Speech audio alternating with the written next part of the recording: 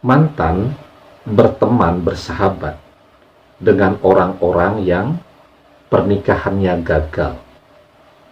Ya, mungkin banyak di antara kita yang saat ini sedang berpisah dengan suami atau dengan istrinya.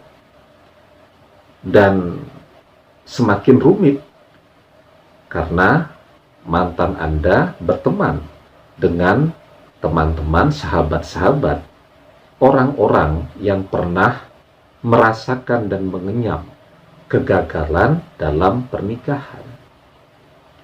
Orang yang gagal dalam pernikahan, ya,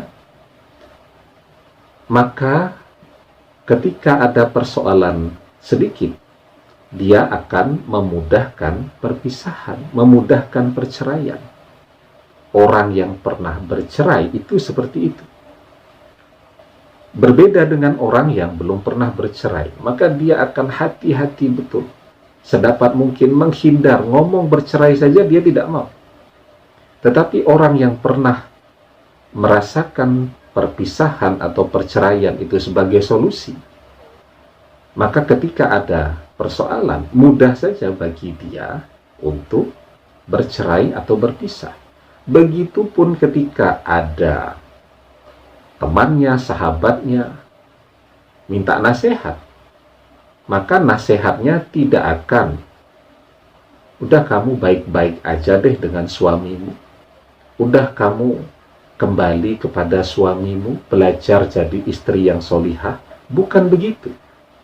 Jadi orang yang pernah merasakan mengenyam perceraian itu, dia akan cari teman agar tidak dia sendiri yang gagal.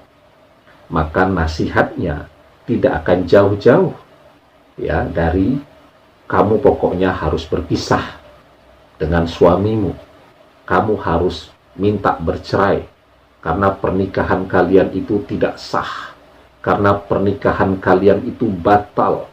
Karena pernikahan kalian itu begini, begitu, dan seterusnya. Maka nasihatnya akan jadi seperti itu.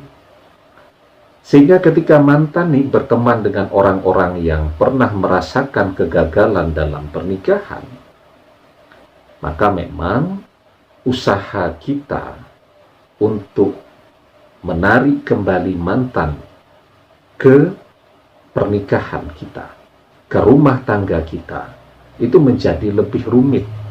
Ya, karena pekerjaannya jadi double. Ya, tidak hanya menasehati mantan. Nah, kalau mantannya dinasehati terus dia balik lagi ngopi-ngopi cantik di mall dengan sahabat-sahabatnya, kembali sahabat-sahabatnya manas-manasi untuk berpisah, untuk bercerai. Enak kok jadi janda itu, kemana-mana bebas, tidak ada yang ngatur, mau pulang jam berapa saja, suka-suka kita. Nah, coba bayangkan, habis kita nasihati, mbok yo kamu kembali, kasihan anak-anak di rumah, itu pagi hari. Dia mulai kelihatan agak menerima nasihat itu. Sore hari dia pergi ke mall, ketemu sahabat-sahabatnya yang mengatakan lebih enak jadi janda daripada menjadi seorang istri misalnya. Ya. Sehingga ya, sekarang tidak hanya bagaimana caranya menasehati mantan, tetapi memisahkan mantan dari lingkungan pergaulannya yang menginspirasi dia untuk berpisah. Ya. Jadi teman itu sangat penting. Di dalam surat At-Taubah kita diajarkan, ya ayyuhallazina amanu taqullaha wa kunu ma'as-shadiqin. Wahai orang-orang yang beriman, bertakwalah kepada Allah dan hendaklah kamu bersama orang-orang yang benar. Ya. Ketika orang berteman dengan orang-orang yang benar, dia tidak benar pun akan jadi benar. Dia tidak saleh akan jadi saleh. Dia mau berpisah akan rujuk kembali ketika dia berteman dengan orang yang benar.